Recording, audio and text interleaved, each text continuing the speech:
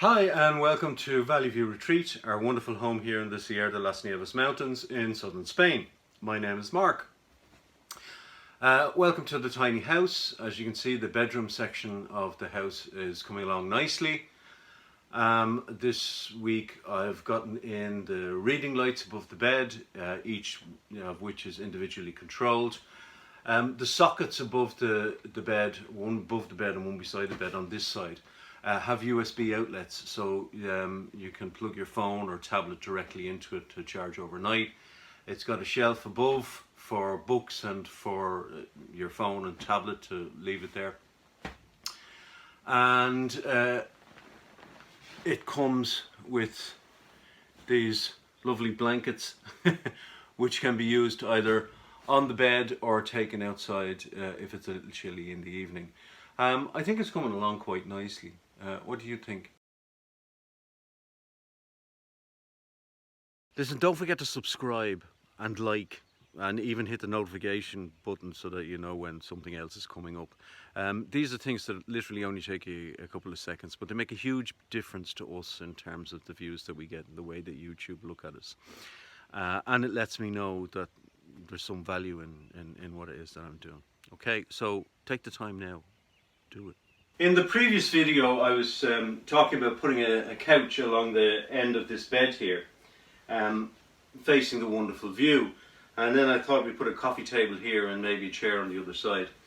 However, while I was looking around the other day, I discovered that we had these cushions here from an old caravan that we bought some years ago and never used. And this was going to be the coffee table that we used out here. But the more I thought about it, the more it seemed to make sense that this actually become the couch along this wall here. And when you're lying on the couch, you still have that view. And then the coffee table can go here. And one of the dining chairs can go on the other side for playing board games or whatever. But it means that we've got this storage space then underneath the couch. And I can extend that by building another storage box on this end of the table, and then this can go on top. The other thing about this is that these were designed actually to be part of a bed, so it means that if I extend the top and put it on, that it would actually give us the option of another single bed, which can't be a bad thing. So that's what I'm going to do. This is my combination table and chop saw. It's made by Steyr. I've had this table saw since 1996. So it's quite old. It still works perfectly. You can still get blades for it. I think these are 25 centimeter blades for this one. 10 inch or so. And it does everything you could want it to do. The blade it's in at the moment is for ripping, which means that for a board like this, which is a 3x6 board, I can actually split this board down lengthways, which is called ripping, and I can make maybe 3 2x2 sections out of this, and that's what I'm going to use for the frame of the table extension on which the couch is actually going to go.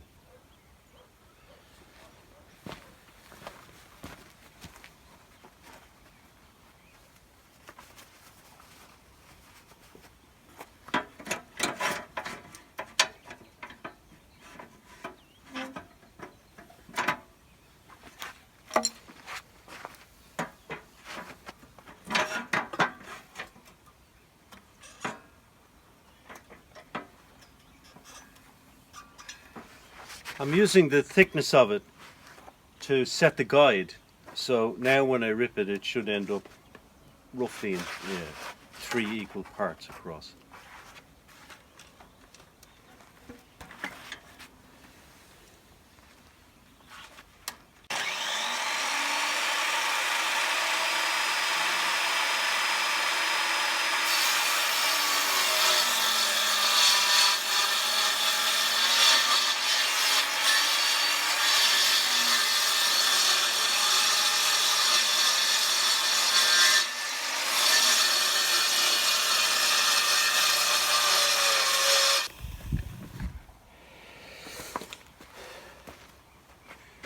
this saw blade isn't quite deep enough to cut the whole way through, so when I've done one side I turn it over in order to continue the cut and to finish it.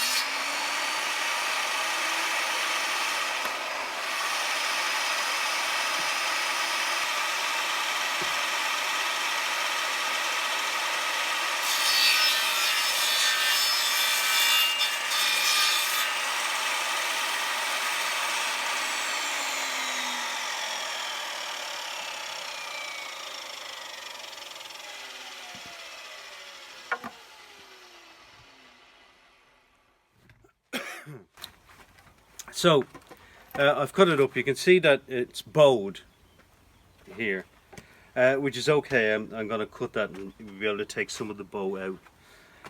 And you can also see that when I'm feeding this, I'm feeding it and then easing off and feeding it. And what I'm doing is I'm listening to the motor and how much difficulty the blade is having getting through the wood.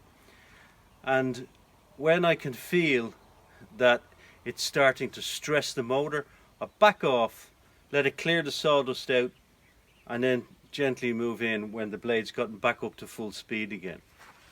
And that really is the key to making these motors last, you know, whatever it is, 23, 24 years or whatever, to make these saws last and motors last that long. This is an electric wood plane, and what I'm going to do is use this to take all of this old weathered wood off and end up with the whole lot looking like this. So then I can sand it afterwards and it will look, you know, like brand new pieces of wood. In order to use this, you need to have some sort of a stop for the piece of wood. So this across. You can see I've got this stop to use it against.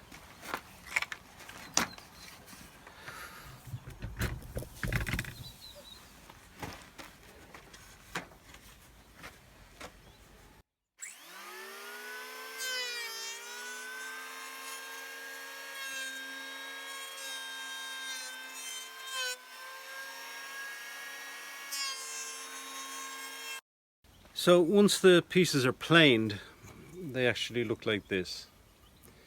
So now once they're sanded, they look like new wood, and we'll be able to stain them, and they'll make a lovely frame for that base underneath the couch. So here's the frame made of those pieces that you just saw me ripping up and planing.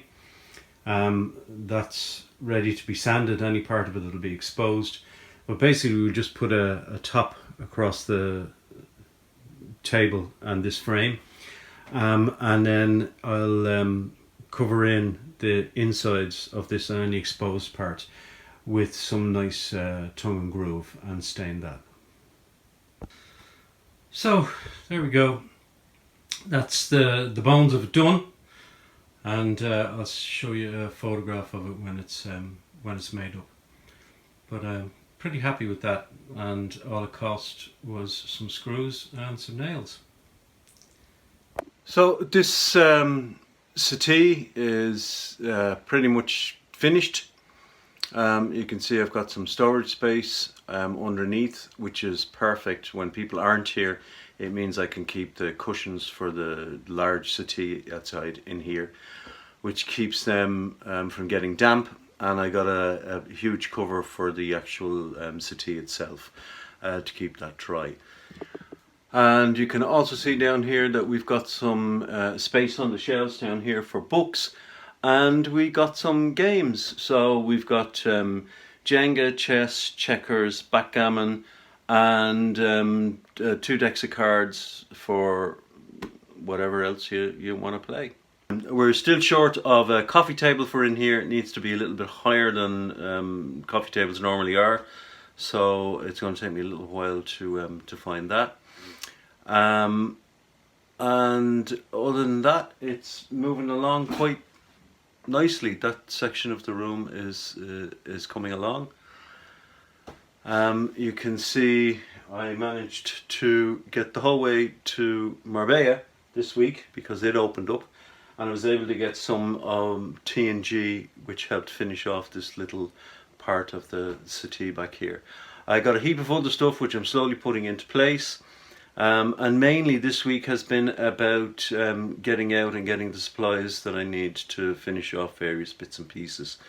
I've also started to do some work on the summer patio outside. When I say some work, not on the actual patio itself, but getting the barbecue area ready, getting the barbecue out, get that ready to recondition, and finding places for the various bits and pieces I'm going to put out there. It's so green here at the moment. It really does remind me of Ireland.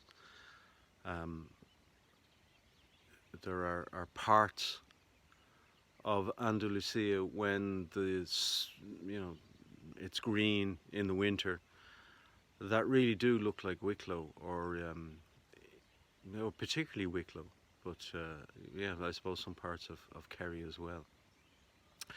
We've had grey skies for most of this week, and horror of horrors, I've had to actually use the generator to top up the batteries. And while I was doing that, I had to service the diesel generator. It had started to sound a little bit rough, and it's running perfectly now. But while I was doing that, I was thinking about how long we'd actually had our solar system. And it's actually 26 months now. And I decided to sit down and actually work out exactly where we stood in terms of the payback time. And I'm going to cover that next week because I found it really, really surprising. Very, very surprising. And I'll show you all of the figures for that next week. So I look forward to that. And hopefully I won't have to use the generator again. I really do hope that the clouds clear up and we get our usual beautiful sun. Okay, talk to you soon. Take care.